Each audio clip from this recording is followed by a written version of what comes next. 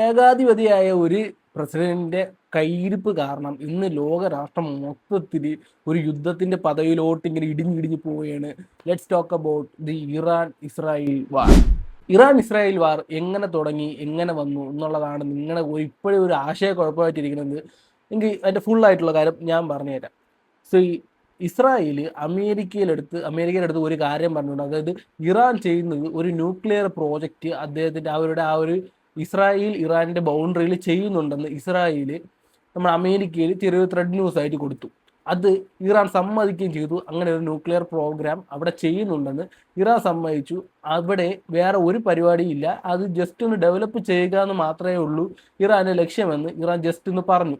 എന്നാൽ ഇസ്രായേൽ നേരെ ട്രംപിന്റെ അടുത്ത് പോയിട്ട് പറയുകയാണ് അത് അവർക്ക് തന്നെ ഒരു ത്രെഡനിങ് ആയിട്ട് വരികയാണ്. അത് അവർക്ക് പിന്നീട് ഒരു ഭീഷണിയായിട്ട് അവിടെ മുഴങ്ങിക്കൊണ്ട് അവർക്കൊരു സേഫ് ആയിട്ടിരിക്കാൻ പറ്റില്ല. അത് നിർത്താനുള്ള പ്ലാനിങ് ഇസ്രായേലിന്റെ പ്രസിഡന്റും നമ്മുടെ ട്രംപും കൂടെ കൂടിയാലോചിച്ചു. അങ്ങനെ ചർച്ചകൾ തുടങ്ങി. ചർച്ചയിൽ ഇറാൻ പ്രസിഡന്റ്, അതായത് ഇപ്പോൾ മരിച്ചുപോയ ഇറാൻ പ്രസിഡന്റുമായിട്ട് ചർച്ചകൾ തുടങ്ങി. അത് മൊത്തത്തിൽ ഫെയിൽഡായി. അങ്ങനെയാണ് ഇസ്രായേൽ ട്രംപും കൂടി കൂട്ടിയോജിച്ച് നമ്മുടെ ഇറാനെ ആക്രമിക്കാൻ തുടങ്ങിയത്. ഇതിലുള്ള അടുത്ത ഫാക്ടർ എന്ന് വെച്ചാൽ അമേരിക്കയ്ക്ക് ഡയറക്റ്റ് ആയിട്ട് ഇറാനെ ആക്രമിക്കാൻ അതിന് കുറച്ച് വേറെ വിഷയങ്ങളുണ്ട്. അതുകൊണ്ട് അമേരിക്ക ഇസ്രായേലിനെ കൂട്ടുപിടിച്ച് അമേരിക്ക യുദ്ധ സാധനങ്ങൾ ഇസ്രായേലിനെ അയച്ചുകൊണ്ട് ഇസ്രായേലാണ് ഇറാനെ ആക്രമിക്കുന്നത്. ഇനി നിങ്ങളുടെ മെയിൻ ആയിട്ടുള്ള വിഷയം എന്ന് വെച്ചാൽ ഇറാൻ എന്തിന് Dubai, UAE, Kuwait, Qatar, Oman എന്ന സ്ഥലത്ത് ആക്രമിക്കുന്നു? ഇതിന് ഒരു റീസൺ ഉണ്ട്. ഇതിന് മെയിൻ ആയിട്ടുള്ള വീണ്ടും ഒരു റീസൺ എന്ന് പറയുന്നത് നമ്മുടെ അമേരിക്കയിലെ പലതരത്തിലുള്ള മിലിറ്ററി ബേസ് UAE ഉണ്ട്. UAE, ഖത്തർ, സൗദി എല്ലായിടത്തും. അത് അറബ് രാഷ്ട്രങ്ങൾ സ്ഥലം കൊടുത്തിട്ടാണ് അവരവിടെ അമേരിക്കൻ ബേസ് മിലിറ്ററി ക്യാമ്പ് അവിടെ ചെയ്തു വെച്ചിരിക്കുന്നത്. അത് തകർക്കുക എന്നുള്ളതാണ്. കാരണം മിഡിൽ ഈസ്റ്റിൽ നിന്ന് ഇത്തരത്തിലുള്ള ബേസ് ക്യാമ്പ് ചെയ്യുന്ന യുദ്ധ സാധനങ്ങൾ കൊണ്ട് ഇസ്രായേലിനെ കൊടുക്കാൻ എളുപ്പമാണ്. ഡയറക്റ്റ് ആയിട്ട് അമേരിക്കയിൽ നിന്ന് എത്തിക്കാൻ പറ്റില്ല. ഇത്തരത്തിലുള്ള ബേസിൽ നിന്നായിരിക്കും കൊണ്ടുപോകുന്നത്. അതുകൊണ്ടാണ് ഇറാൻ ഡയറക്റ്റ് ആയിട്ട് നേരെ വന്ന് ഇത്തരത്തിലുള്ള UAE രാജ്യങ്ങളിൽ ആക്രമിക്കാൻ തുടങ്ങിയത്. ഇത്രത്തോളം കൈവിട്ട് പോകുമെന്ന് ആരും തന്നെ വിചാരിച്ചും കാണില്ല. ഇറാന്റെ പ്രസിഡന്റ് മരിച്ചതിന് ശേഷം ട്രംപ് വീണ്ടും പറയാണ് സമാധാന ചർച്ചയ്ക്ക് അവർ ഒരുക്കമാണെന്ന് പറയുന്നുണ്ടായിരുന്നു.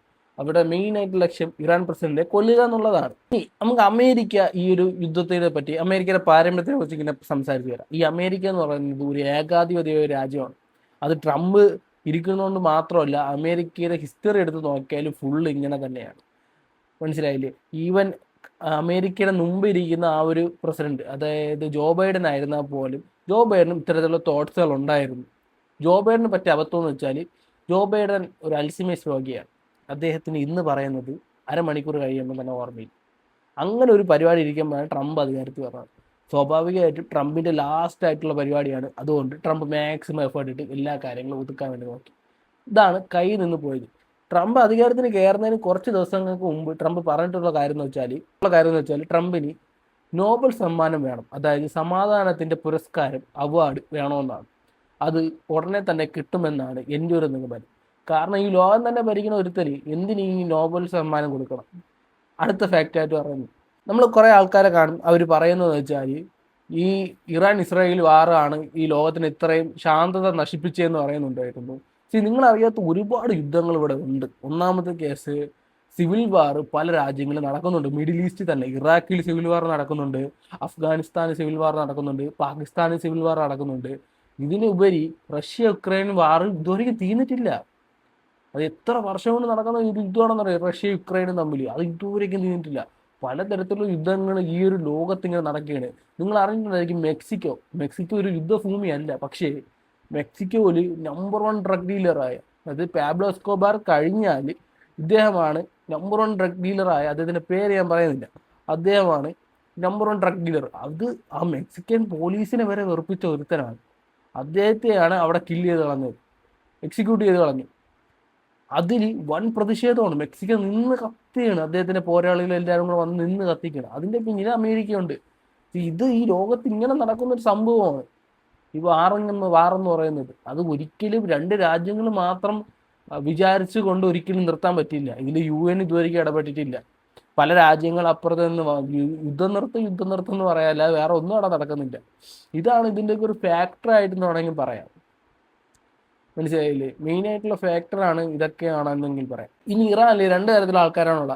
അവിടുത്തെ പ്രസിഡന്റ് മരിച്ചു പോയെന്നും പറഞ്ഞ് സന്തോഷിക്കുന്നവരും ദുഃഖിക്കുന്നവരാണ്. ഈ മരിച്ചു പോയെന്ന് പറഞ്ഞാലും അദ്ദേഹം നിലപാടിന്റെ അങ്ങേ അറ്റത്ത് ഒരു ആണെന്ന് വേണമെങ്കിൽ പറയാം. കാരണം വെച്ചാൽ പുള്ളി എടുത്ത ഓരോ തീരുമാനത്തിനും പുള്ളി അവിടെ തന്നെ നിലനിന്നിട്ടുണ്ട്. ഈ യുദ്ധം നടക്കുന്നതിന്റെ മണിക്കൂറുകൾക്ക് മുമ്പ് റഷ്യൻ പ്രസിഡന്റ് വാൾഡിമിർ പുടിൻ ഇദ്ദേഹത്തിനെ വിളിച്ചിട്ടുണ്ടായിരുന്നു. ഇദ്ദേഹത്തിനെ വിളിച്ചിട്ട് റഷ്യയിലോട്ട് ചെല്ലാൻ പറഞ്ഞിട്ടുണ്ടായിരുന്നു. അവിടെ നിൽക്കുന്നത് സേഫ് ആയുള്ള കാര്യമല്ലെന്ന് പറഞ്ഞിട്ടുണ്ടായിരുന്നു. അദ്ദേഹം പറഞ്ഞതെന്ന് വെച്ചാൽ ഇത് ചെറിയ റൂമേഴ്സ് എന്ന് പറയുന്നത് ഒരിക്കലും ഉറപ്പില്ല, എനിക്ക് കിട്ടിയ റൂമറാണ്. അദ്ദേഹം പറയുന്നത് വെച്ചാൽ അദ്ദേഹം മരിക്കുന്നെങ്കിൽ സ്വന്തം രാജ്യത്തിന് രക്തസാക്ഷിയായിട്ട് അദ്ദേഹം മരിക്കും എന്നാണ് പറഞ്ഞിട്ടുണ്ടായത്.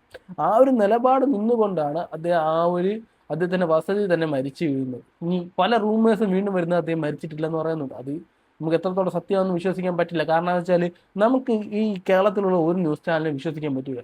ഇന്ത്യയിലെ പോലും ഇവരെല്ലാം, ഞാൻ ഒരു കാര്യം പറയാം, നമ്മുടെ ഈ മലയാളികൾക്ക് ഇങ്ങനെ പറഞ്ഞു പോകുമ്പോൾ അതിന്റെ ആഘാതം കൂടി വരും. ഇപ്പം ഞാൻ നിങ്ങളടുത്ത് ഒരു കാര്യം പറയുമ്പോൾ നിങ്ങൾ ചെന്ന് നിങ്ങളെ കൂട്ടാനെടുത്ത് പറയുമ്പോൾ ഇത് വേറെ രീതിയിലാവും. അങ്ങനെയാണ് ഇപ്പോൾ പൊയ്ക്കൊണ്ടിരിക്കുന്നത്. അതായത് ഇന്റർനാഷണൽ ന്യൂസ് ഡെസ്കിൽ നിന്ന് വരുന്ന കുറച്ച് ന്യൂസുകൾ ഈ ഇന്ത്യൻ ചാനൽ വഴി ഹിന്ദി ആയിരിക്കുമല്ലോ ഇന്ത്യൻ മെയിൻ ആയിട്ട് നിൽക്കുന്നത്, അതെടുത്ത് ട്രാൻസ്ലേറ്റ് ചെയ്ത് മലയാളത്തിലോട്ടായി വരുമ്പോൾ തന്നെ ഇതിന്റെ ആഘാതം കൂടുതലായിട്ടാണ് ജനങ്ങളായിട്ട് കാണിക്കുന്നത്. ഇവൻ എൻ്റെ ചേട്ടൻ ദുബായിലുണ്ട്, അല്ലെങ്കിൽ എൻ്റെ പല റിലേറ്റീവ്സും ദുബായിലുണ്ട്. അവരുടെ വിളിച്ച് നോക്കുമ്പോൾ അവരുടെ പക്കാ സേഫായിട്ടാണ് നിൽക്കുന്നത്. ഓരോ ന്യൂസ് കണ്ടിട്ട് അവരുടെ എല്ലാ ആൾക്കാരും പേടിച്ചാണ് ഇരിക്കുന്നത്. ഇതാണ് മെയിൻ ആയിട്ടുള്ള വിഷയം. ഈ യുദ്ധങ്ങൾ എങ്ങനെ ഇന്ത്യയിൽ അഫക്റ്റ് ചെയ്യും? ഇന്ത്യയിൽ ഉറപ്പായിട്ട് അഫക്റ്റ് ചെയ്യും. കാരണം എന്ന് വെച്ചാൽ ലോകരാഷ്ട്രത്തിൽ മൊത്തത്തിൽ യൂറോപ്പ് ഏഷ്യ കോണ്ടിനെൻസിൽ നല്ല രീതിയിൽ ഏകദേശം 27 മില്യൺ ബാരൽസ് കണക്കിന് ക്രൂഡ് ഓയിൽ സപ്ലൈ ചെയ്യുന്ന ഒരു രാജ്യമാണ് ഇറാൻ എന്ന് പറയുന്നത്. there will be a very difficulty in between these countries. കാരണം വെച്ചാൽ ഈ ഇന്ത്യ ആയിരുന്നാലും വേറെ നമ്മുടെ ഏഷ്യ ഭൂഖണ്ഡത്തിലായിരുന്നാലും യൂറോപ്പ് ഭൂഖണ്ഡത്തിലായിരുന്നാലും ക്രൂഡ് ഓയിലിന് ഒരു ലിമിറ്റ് കഴിഞ്ഞാൽ എന്താ പറയുക, ഒരു പോവർട്ടി റേറ്റ് അവിടെ വരും. സ്വാഭാവികമായിട്ടും ക്രൂഡ് ഓയിലിൻ്റെ റേറ്റ് പോകും. സ്റ്റോക്ക് മാർക്കറ്റ് ഫുൾ ഡൗൺ ആവും. ഇപ്പോൾ സ്റ്റോക്ക് മാർക്കറ്റ് പിടിച്ച് നിൽക്കുന്നത് ഗോൾഡ് സിൽവർ റേറ്റിങ്ങിനെ കൊണ്ടാകും. കഴിഞ്ഞ 2 ദിവസം കൊണ്ട് ഗോൾഡ് സിൽവർ റേറ്റിംഗ് 8000 പ്ലസ് ആയിട്ട് പോയി. 2 പ്രാവശ്യമായിട്ട് വില കൂടിയതാണ്.